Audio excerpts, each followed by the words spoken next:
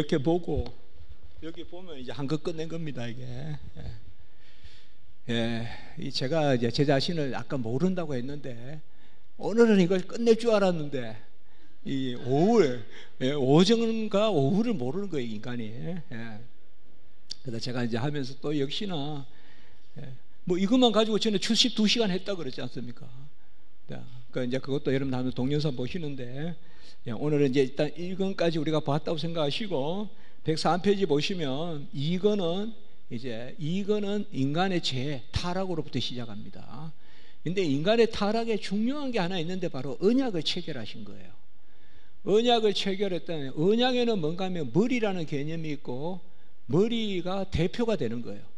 그래서 그 대표가 한 대로 머리에 속한 지체들이 그 대표의 것을 뭐라고 할까요? 그게 정가예요, 정가. 여긴다 이 말이에요. 삼는다 이 말이에요.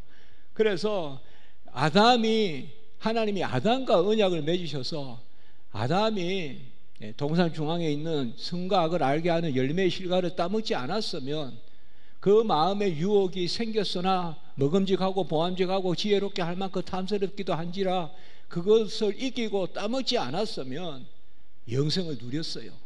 영생, 모든 언약의 약속은 영생입니다. 영생은 하나님의 자녀가 되는 것입니다. 영생은 그저 죽지 않는 게 아닙니다. 죽지 않는 것은 죄인도 죽지 않아요. 영원한 불심판에서 죽을 수도 없어요. 영혼은 불멸해요. 믿는 자거나 믿지 않는 자거나 영혼은 불멸해요. 우리가 다 영원히 살아요. 믿지 않는 자들도 부활해요. 그러나 악인의 부활이에요. 그리고 죄인의 심판을 받아요. 그리고 영원한 영벌을 받아요. 그게 정해진 코스예요. 그러나 영생이란 말은 죽지 않음이 아니라 하나님의 자녀됨이에요. 그래서 하나님이 자기 형상을 주셔서 인간을 지으신 목적은 언약 맺으셔서 자녀 삼으시려고 이렇게 되는 겁니다.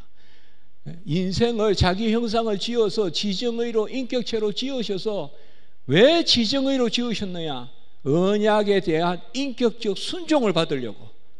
인격적 순종. 지정의 가운데 하나님께, 그러니까 할 수도 있고 하지 않을 수 있는 의지를 주신 거예요. 그 자기 자유의지 가운데 하거나 하지 않거나 자유 상태에서 하나님이 약속을 맺으셔서 그 자유 가운데서 순종했으면 영생을 얻었을 텐데 그 영생이 하나님의 자녀됨이고, 그러면 모든 인류는 다 영생의 자녀가 됐어, 하나님의 자녀가 됐을 텐데 아담이 죄를 지었어요. 불순종했어요. 그게 바로 여기에 2권 1장에서 5장까지.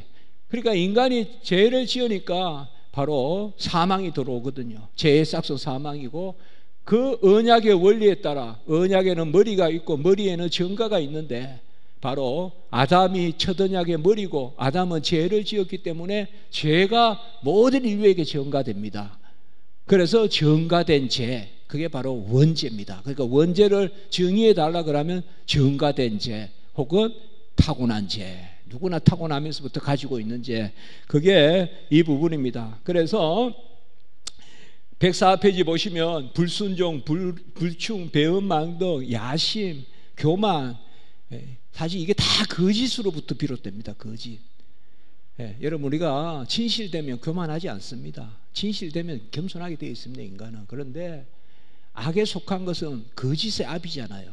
다 거짓에 속하면, 거짓에 속하면 교만합니다. 우리가 우리 자신을 속이는 겁니다. 교만이라는 것은. 내가 나를 압니다.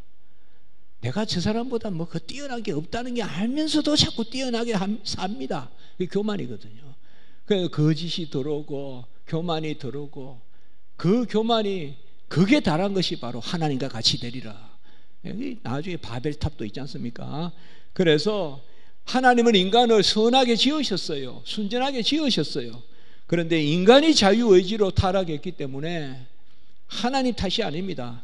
인간은 바로 105페이지 보시면 셋째 문단, 죄는 본성이 아니라 본성의 타락에서 왔다. 이 말은 인간이 타락해서 죄가 들어왔고, 106페이지 보시면 그 표는 꼭 아시면 좋습니다. 이건 꼭 알아야 됩니다. 이거는 우리가 원죄는 죄책과 오염이 전가되는 거예요.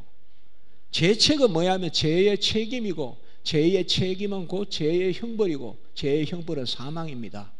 그래서 우리 인류는 모든 사람이 원죄 가운데 태어나고 원죄에게는 이미 원죄에는 사망의 형벌이 들어있는 겁니다. 그러니까 우리는 전부 다 사망 선고를 가지고 태어난 겁니다. 사실 그게 죄책이라고 하는 겁니다. 죄의 책임, 죄의 싹 형벌. 그리고 원죄에는 또 오염이 있습니다. 온전치 못하다는 거예요. 그래서 오염에는 전적 무능, 정적 부패. 전적 무능은 저는 찌그러들었다. 전적 무능은 오그라들었다. 전적 부패는 찌그러들었다. 이렇게 기억 생각하시면 돼요. 캔을 놓고 싹 밟으면 일단 보기가 싫죠. 예, 그게 부패고, 일단 용량이 없죠. 밟아놓으면 물이 안 들어가죠. 무능이고, 죄로 인해서 무능하게 되고 부패하게 되었어요. 어떤 사람이 이 상태예요. 이 도표 상태로 태어나요. 우리가 사망의 형벌 가운데 전적 무능, 전적 부패. 그래서 뭔가 할 수 있지 않습니까? 여기에 전적이라는 말은 하나님 앞에서 선을 행하는 것. 하나님은 중심을 받으시잖아요. 인간은 본질적으로 타락했기 때문에 하나님은 그 무엇도 받을 수 없습니다. 우리 인간에게. 하나님은 다 헤아리시고 다 보시고, 하나님은 중심을 보시고 본질을 보시기 때문에 인간은 거듭나지 않는 이상 하나님께 그 무엇으로도 받아들여질 수 없습니다. 그게 우리 인간입니다. 그래서 이게 원죄의 상태에 있는 인간의 모습입니다. 전적 타락. 그래서 그런 것들을 보시고요. 그래서 인간에게 107페이지에 모든 사람에게 베푸는 은총, 이걸 일반 은총이라고 하거든요. 우리가 오늘 다 그래도 차를 타고 왔잖아요. 신호등 이런 거 다 일반 은총입니다. 또 누구에게나 그냥 씨를 뿌리면 이 땅에서 또 그 호남 평야에 또 그래도 벼가 자라게 하잖아요. 믿는 집만 벼 자라는 게 아니잖아요. 이런 다 일반 은총입니다. 일반 은총은 누구에게나 하나님을 알만한 것에 대한 지식도 주시고 또 그 가운데 누리게도 하시고, 그러나 그것으로는 구원에 이를 수 없습니다. 다만 그것으로는 하나님 앞에 핑계치 못할 뿐입니다. 하나님이 그들의 입을 닫게 만들려고 하나님이 그들에게 난개는 두셨지만 그것으로는 안 됩니다. 거듭나야 됩니다. 거듭나야 하나님을 알고 거듭나야 하나님의 자녀가 됩니다. 그래서 일반 은총의 한계입니다. 일반 은총으로는 하나님을 알 수 없습니다. 일반 은총으로도 하나님을 알 수 있다라고 한 사람들이 바로 로마 캐톨릭입니다. 그걸 우리가 자연신학이라고 합니다. 자연신학. 토마스 아퀴나스. 그래서 우리는 일반 은총으로는 구원에 이를 자 아무도 없습니다. 그렇게 우리가 여기서 또 배웁니다. 그리고 108페이지에 자유의지는 뭔가 하면 하나님 앞에서 선을 행할 의지입니다. 그러니까 이것은 하나님은 중심을 보시잖아요. 본질을 보시잖아요. 그러니까 자유의지 없죠. 우리가 보기에 저 사람은 너무 착하고 너무 좋은 일이고, 근데 하나님이 왜 안 받으실까? 하나님은 받으실 수가 없죠. 다 보이시니까. 우리 보기에는 착하다고 하지만, 그러면 자유의지가 우리에게 남아있을까요? 없습니다. 자유의지 상실입니다. 우리는. 그래도 선한 일도 하고 무슨 자선도 하고 구제도 하고 하지 않습니까? 그거는 일반 은총의 영역에 속한 자연의지 정도라고만 표현할 수 있겠습니다. 그 정도 의지도 대단한 의지인데요, 그러나 그거로는 하나님을 기쁘시게 하는 자리에 설 수는 없습니다. 자유의지가 다시 하나님을 기쁘시게 하는 의지를 회복하려면 거듭나야 됩니다. 거듭나야 자유의지가 다시금 회복됩니다. 우리는 거듭났기 때문에 마음과 뜻과 정성과 목숨과 생명, 찬송도 받으시고 사역도 받으시고 성가대도 받으시고 하는 것입니다. 그걸 또 기뻐하시는 거고요. 그러니까 자유의지는 상실됐습니다. 그래서 109페이지에 보시면 어거스틴의 이야기를 칼빈이 인용한 건데, 둘째 문단, 사람의 자연적 은사는 부패되었고 초자연적인 은사는 제거되었다. 그러니까 자연적 은사는 부패되었다 이 말은 그나마 사람들이 더불어 모여서 살고 교통질서 지키고 살고 이 정도는 남겨두셨는데 그것도 온전치는 않고 영 그냥 막 죽이고 막 몰고 다니고는 안 해도 그것으로 온전치는 않잖아요. 그러니까 칼빈이 하는 말입니다. 자연적 은사는 부패되었고 초자연적인 은사는 제거되었다. 초자연적인 은사는 뭔가 하면 구원의 은혜거든요. 구원의 은혜. 구원의 은혜는 제거되었다. 곧 하나님의 자녀가 되는 길이 막혔다 이거예요. 더 이상 없다 이 말입니다. 그럼 뭡니까? 의지도 타락하고 아까 썼지만은 이성도 타락하고 도무지 하나님 앞에서 우리가 110페이지에 보시면 겨우 우리 인간에게 남은 것은 아무리 잘해도 결과적으로는 죄의 노예예요. 로마서에 나오지만 죄의 종이에요. 로마서 6장에 나오잖아요. 죄의 종은 의에는 자유로우나 죄에 매여 있는 게 죄의 종이에요. 의에는 자유로워요. 좋은 일에 대해서는 슬쩍 지나가요. 그러나 죄를 짓는 거로 밤새 생각해요. 고민하고 어떻게 괴롭힐까, 어떻게 훔칠까, 어떻게 속일까, 어떻게 보복할까. 그게 죄의 종이에요. 의의 종은 뭐라고 했어요? 바로 죄는 자유로우나 의에 매여 있다. 그게 의의 종이라고 했어요. 우리 주의 종들은 그렇지 않습니까? 어떻게 하나님 일할까, 어떻게 하나님 영광 올릴까, 어떻게 전도할까. 그 의의 종이에요. 우리가 의의 종. 사람의 타고난 의지로는 죄의 종밖에 안 돼요. 결과적으로 다 히브리서에 나오지만 죽음이 두려워서 사망의 종로로 타는 거예요. 우리는 다 죽음의 흑암의 세력의 종로로 사는 거예요. 우리 인간은. 그러나 빛이 들어오면 어둠이 빛이 이기지 못해요. 그게 거듭난 사람이거든요. 그러니까 우리가 이걸 잘 생각해야 됩니다. 너무 현상적으로 보고 교회 다니는 사람이 뭐 안 다니는 사람보다 더하다 못하다 그런 말 할 수도 있을지 모르잖아.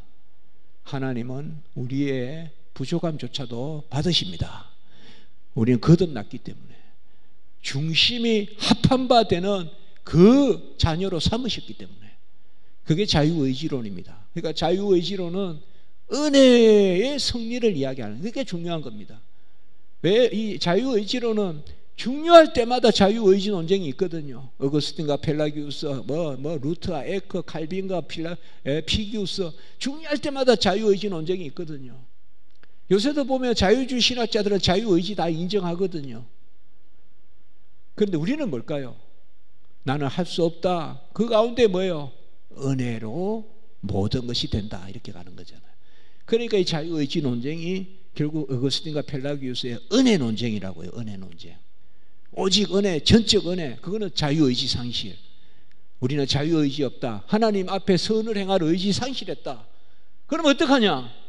거듭나서 회복되면, 은혜로 회복되면 의지조차도 은혜다. 그게 자유의지론이거든요. 멋있게 전개한다고요, 칼빈이. 자유의지론을. 계속 읽어보면 상급도 은혜다. 우리 마음 씀씀이도 은혜다. 모든 게 은혜다. 그겁니다. 그래서 그 정도까지만 보시면 됩니다. 그리고 114페이지 보시면 이제 칼빈이 말씀을 드렸지만 제2권에서 이게 기독론이 소위 그리스도 이제 교리로 넘어가는 거거든요. 그렇지 않습니까? 우리가 인간의 타락을 공부하면 답답해요. 2권 1장에서 5장까지는. 왜요? 방법이 없어요. 인간은. 구원은 내 안에서 오지 못합니다. 이제 그건 뭐예요? 바깥에서 와야 돼요. 바깥에서 값이 지불돼야 되고 바깥에서 나를 낭떠러지에 떨어지는 차는 스스로 설 수 없어요.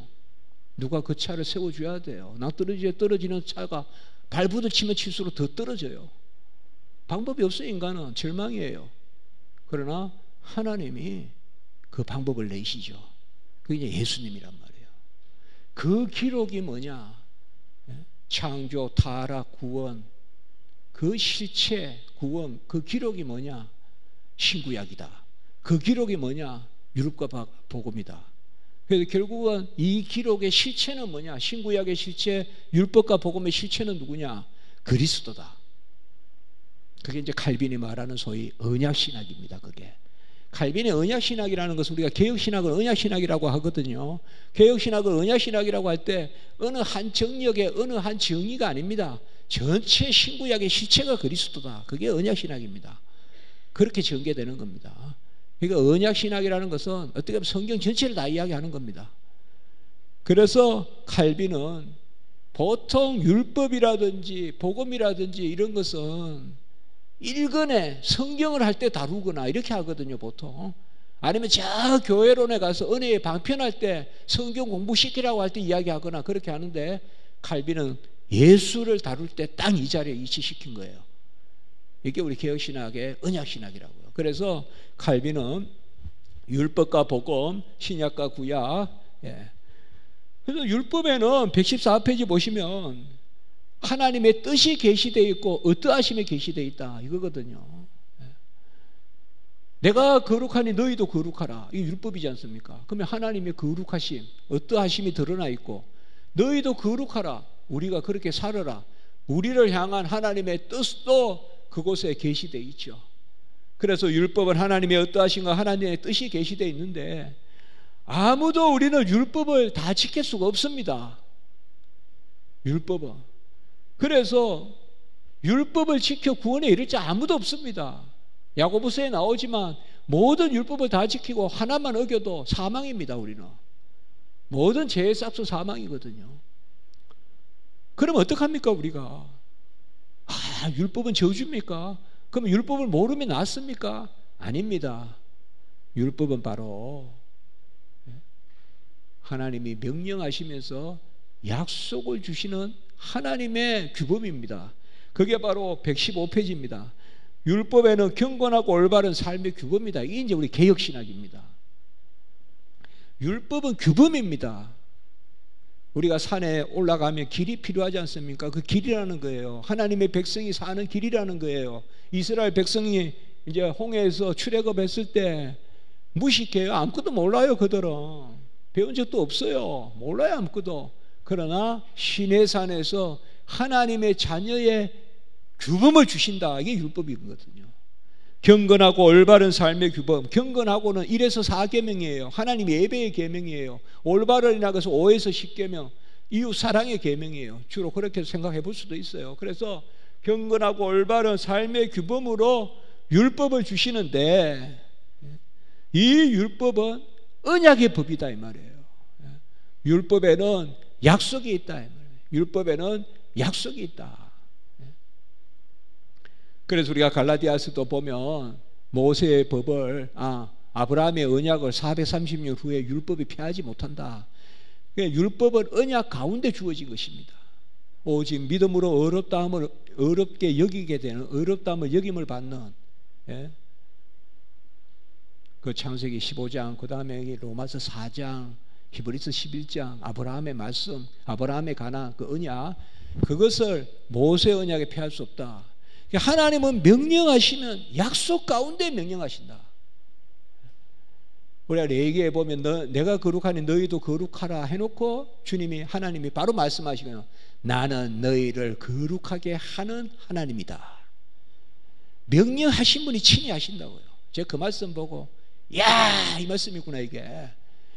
내가 거룩하니 너희도 거룩하라 명령하시고 나는 너희를 거룩하게 하는 하나님이다. 여호와 하나님이다. 명령하시는 분이 그렇게 만드십니다. 홍해 건너라 하신 분이 홍해 가르십니다.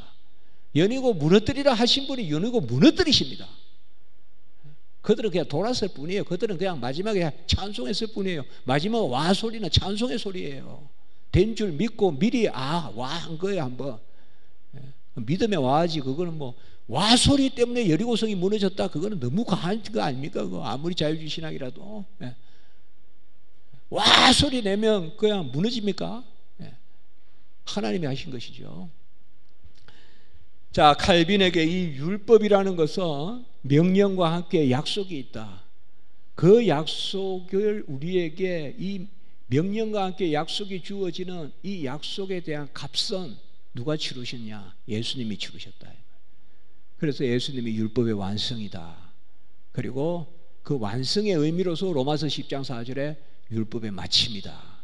내가 율법을 폐하려 한 줄 생각하지 마라. 완전하게 하랴. 프레로사에 완전하게 하려 함이라. 그런 개념입니다. 자, 여기서 너무 많이 설명할 수가 없습니다. 이제 116페이지 보면 율법은 본래 선한 것입니다. 의롭고 거룩하고 선하고 신령하다. 로마서 7장 12절 14절에 나옵니다. 루터는 착각했어요. 율법이 나쁜 거라 생각했어요. 정죄한다고 생각했어요. 칼빈은 그렇게 생각하지 않았어요. 거울이 나쁜 게 아니죠. 거울 앞에서 내 얼굴이 잘못된 거지. 내가 더러운 거지 거울이 더러운 게 아니죠. 맞잖아요. 율법이 잘못된 게 아니라고요. 내 죄가 잘못된 거지. 그 율법은 의롭고 거룩하고 선하고 신령하고, 본래 율법은 하나님의 백성이 살아가야 될 규범인데 죄로 말미암아 율법이 저주의 기능을 한 거예요. 경찰은 본래 선한 것인데 죄 지은 자에게 경찰은 저주예요. 저주는 뭐예요? 나타나면 도망치는 게 저주 상태예요. 하나님께 저주는 뭐예요? 하나님 앞에 오면 나무 뒤로 숨는 게 벌써 저주예요. 그걸 영적 사망이에요. 우리가 경찰에게 죄 지으면 도망치잖아요. 그러면 경찰이 나빴습니까? 경찰이 나빠서 도망칩니까? 내 죄 때문에 도망칩니까? 그렇죠. 당연히 내 죄 때문에 도망치잖아요. 이게 칼빈이고, 경찰이 나빠서 도망친다고 착각한 사람이 루터예요. 루터에는 율법과 안에서 완전히 망해버려요. 루터에는 언약신학이 발전하지 못해요. 기본 개념이 형성이 안 돼요, 루터라노들은. 그래서 루터라는 율법 논쟁이 일어나요, 서로 간에. 그게 이제 루터라는 율법 논쟁입니다. 그런데 율법의 완성이 그리스도잖아요. 그거 그리스도론하고 또 관계되죠. 또 그러니까 기독론 논쟁이 또 일어나요, 루터란에. 근데 우리 개혁신학은 그리스도, 기독론, 율법과 다 성경적으로 온전합니다. 온전해요. 그래서 우리 개혁신학은 큰 논쟁이 없어요, 루터란 같이.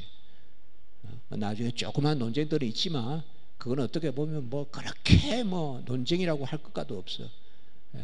그렇게 우리 개혁신학이 형성되는 거거든요. 그게 칼빈의 이 생각입니다. 그래서 117페이지에 율법의 중보자 그리스도라는 개념은 제 박사 논문이 이 제목인데요. 율법의 중보자 그리스도 개념인데, 명령과 함께 약속이 있고 이 약속의 성취가 그리스도시고, 그래서 모든 의를 다 이루시고 그 의의 전가로, 그 의의 전가의 몫은, 값은 구원의 전 과정에 미친다. 그래서 칭의도 성화도 은혜인데, 살아남도 살아감도 은혜인데, 그것은 바로 그리스도의 의가 전 구원의 의이기 때문에 칭의도 성화도 은혜다. 이게 우리 개혁신학입니다. 이건 우리 개혁신학에만 있는 겁니다. 이걸 우리가 이중적 은총 혹은 이중적 은혜라고 합니다. 칭의도 은혜요, 성화도 은혜요, 살아남도 은혜요, 살아감도 은혜요. 어찌하여? 예수님이 다 이루셨기 때문에. 그거는 자유의지론, 애정론, 그 다음에 선행론, 정확한 우리 개혁신학의 입장입니다. 예수님의 의를 빼고는 아무것도 설명이 안 됩니다. 그거는. 이걸 우리가 개혁 언약신학이라고 하는 것입니다. 개혁주의 언약신학. 알미니안도 아니고 웨슬리안도 아니고 루터란도 아니고 저기 저 간접 정가설 하는 솔문 학파도 아니고, 오직 개혁신학의 올바른 입장, 그게 바로 예수 그리스도의 의로 말미암은 정구원 가정의 은혜. 이게 우리 신학입니다. 그래서 상급도 은혜다, 상급도 은혜다, 이 개념이 나오는 것입니다. 율법의 세 가지 용법, 이것은 여러분들이 보시면 되고요. 어쨌든 율법은 경건하고 올바른 삶의 규범입니다. 그런데 죄로 말미암아 그 규범이 정죄가 된 거예요. 거울이 나쁩니까? 내 얼굴이 문제입니까? 거울이 문제예요? 내 얼굴이 문제예요? 거울을 바꿔야 돼요? 내 얼굴을 바꿔야 돼요? 루터는 거울이 문제라고 생각했어요. 루터가 좀 못생겼어요. 칼빈은 거울이 문제가 아니라 내 얼굴이 문제라고 생각했어요. 내 얼굴을 씻어야지. 그러면 거울이 깨끗이 비춰주죠. 맞잖아요. 거울 탓하면 안 되죠. 율법 탓하지 마라. 그런데 내가 그냥 더럽고 이러면 다 비치잖아요. 그게 바로 정죄적 기능이다, 이 말이에요. 그게 제1용법이라고 했어요. 제1용법도 거울이 나쁘다는 게 아니에요. 내 죄를 정죄하는 거예요. 그래서 칼빈은 제1용법을 설명할 때 율법이 거울과 같고 저울과 같다 그랬어요. 거울과 저울은 나쁜 게 아니잖아요. 여러분, 거울을 나쁘다고 생각합니까? 아니잖아요, 우리가. 예? 저울을 나쁘다고 생각합니까? 아니잖아요. 저울은 정확하게 청량을 할 수 있고 우리에게 알려주는 좋은 거잖아요. 칼빈은 제1용법을 설명하면서도 루터란에 가보면 이 부분을 설명할 때 보면 뭐 율법이 없는 게 낫다 이렇게까지 막 설명해버려요. 루터란은. 여기서 완전히 잘못된다니까요. 우리는 아니다 이 말이에요. 율법은 경건하고 의롭고 선하고 신령한데 죄로 말미암아 저주적 기능을 하게 되었다 이 말이에요. 정죄적 기능을 하게 되었고, 그러면 우리가 율법을 다시 본래적으로 좋은 규범으로 삼으려면 죄가 없으면 경찰이 친구가 되잖아요. 그러면 뭐예요? 내가 죄로부터 거듭나면 되죠. 그러면 거듭난 사람은 더 이상 율법이 필요 없습니까? 아니죠. 거듭난 사람이야말로 율법이 더 필요하죠. 이제 그 법에 따라 살고 법에 따라 예배드리고, 그걸 제3용법이라고 합니다. 제3용법. 율법의 제3용법. 칼빈이 121페이지에 있지만, 율법의 제3용법은 거듭난 자를 위한 용법. 율법이 아니에요. 율법의 약속을 지키신 그리스도의 은혜로 말미암아 율법이 우리에게 본래적 기능을 하는 거예요. 시편 19편에 눈을 밝게 하고 마음을 즐겁게 하고 영혼을 소성시키고 정금보다 귀하고 꿀송이보다 달고, 그게 다 율법 이야기잖아요. 19편에.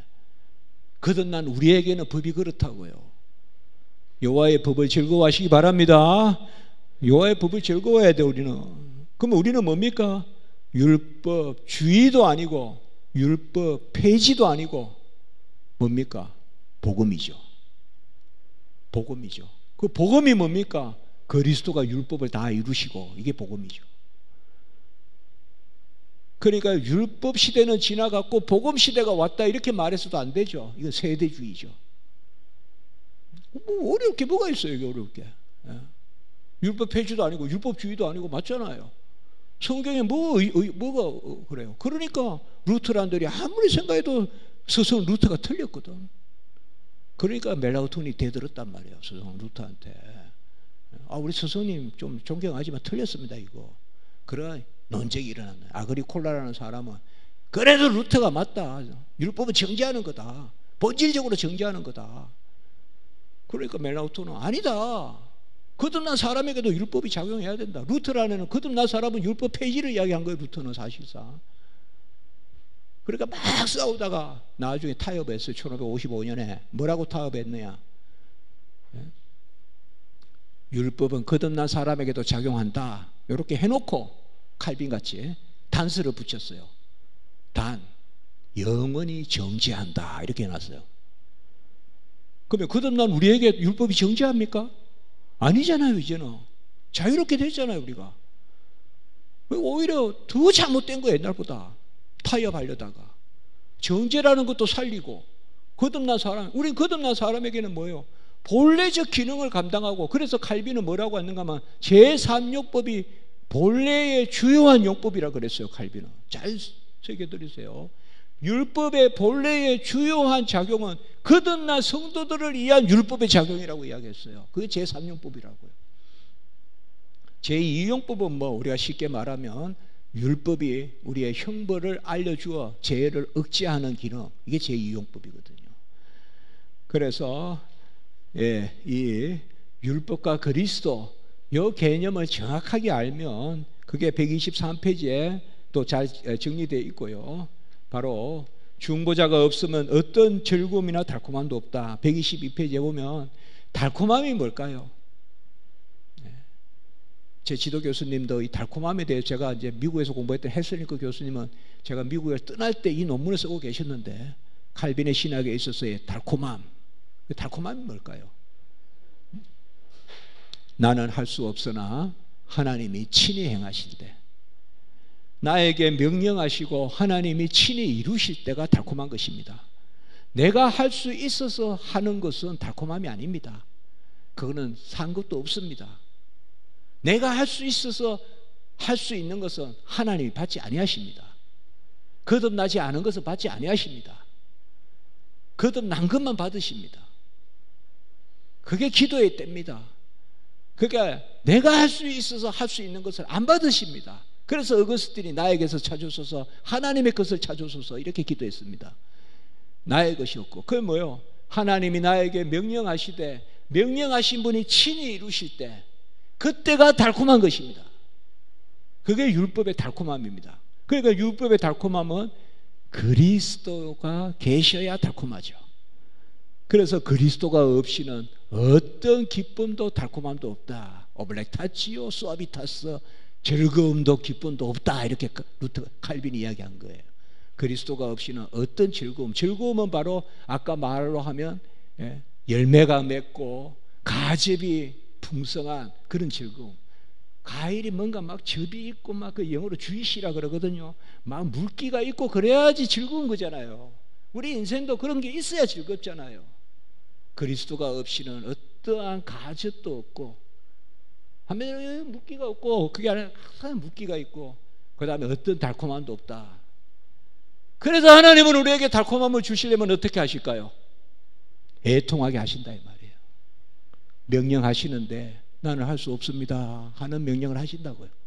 홍해 건너라 하시고 여리고 무너뜨리라 하시고, 영어로 여리고 무너뜨리라 하시고는 더 또 교만할까 싶어서 아예 그냥 할례 거행하게 만드시고 만나 매출하기 끊어버리시고, 주시던 만나 매출하기에다가 더 주셔야지 전쟁을 할 텐데 만나 매출하기 끊으시고,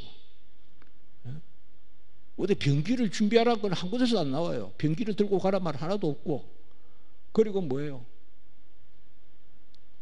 할례 거행시켜요. 아니 할례하고 어떻게 전쟁에 나가요? 남자들이. 근데 할례 거행시켜. 그나마 군대 장관, 그나마 여호수아는 뭐예요? 또 여리고 성으로 갈 때 신발 벗으라 그래요. 신발 벗고 어떻게 그 광야에서 그 여리고 가서 어떻게 싸웁니까? 완전히 무방비로 만들어 버리신 하나님. 그리고 명령하세요. 명령하시는 분이 친히 이루신다. 너희는 그냥 돌기만 해. 돌기만. 내가 안다. 그리고 꾹 돌기만 해. 마지막 때 소리 한번 질러. 그거는 서원의 소리를 질러야지. 미리 된 줄 알고 감사의 외침이에요. 그거는 공로의 외침이 아니라고요. 외쳐서 무너진 게 아니라고요. 하나님이 무너지게 하신 것을 미리 찬송하는 거라고요. 와 소리 지르는 것은 이미 된 줄 알고 소리 지르는 거란 말이에요. 그게 달콤함이다. 우리 개역 언약신학입니다 이게. 그래서 가장 하나님의 말씀을 붙들고 살지만 침침하고 불안하고 이런 게 아니라 능력의 삶을 살고 기쁨의 삶을 살고 달콤함의 삶을 사는, 명령하시는 분이 친히 이루신다. 하나님의 뜻하시면 이루시고 이루신 적 선하시다. 그럼 우리가 뭘 기도해야 되겠습니까? 주여 명령하소서, 종이 듣겠나이다. 그게 다 들어가 있는 거예요. 그 능력 달라는 거고. 그래서 제가 우리 학생들에게 그래요. 은사 달라고 기도하지 말고 직분 달라고 기도해라. 은사 달라고 기도하면 은사 주면 또 직분 달라고 또 기도해야 되지 않냐? 아예 직분 달라고 기도하면 은사는 따라서 온다. 그게 우리 개역 성경에 맞는 이야기거든요. 직분 있는 곳에 은사 있다. 우리 목사님들, 사모님들 너무 애쓰시는데 오늘 제가 너무 두서없이 서울서 이렇게 와서 아주 낯설게 지냈는데 죄송하고요. 또 점심도 해 저 혼자 먹어서 죄송하고, 그러나 애통하는 상한 심령을 받는다고 하셨으니 울며 씨를 뿌리고 눈물로 씨를 뿌리면 여호와께서 과연 큰일을 행하셨도다. 큰일을 행하셨도다. 시편 126편. 여호와께서 큰일을 행하셨도다. 우리를 위하여, 너희들을 위하여. 그래서 무슨 일이든 또 이 한 해에 여러분들께서 행하시기만 하시면 명령하시는 분이 친히 이루시는 언약의 약속, 그 달콤함의 역사가 있을 줄 믿습니다. 오늘은 제가 여기까지만 하고 다음에 또 불러주시면 이건부터 또 한번 해보겠습니다.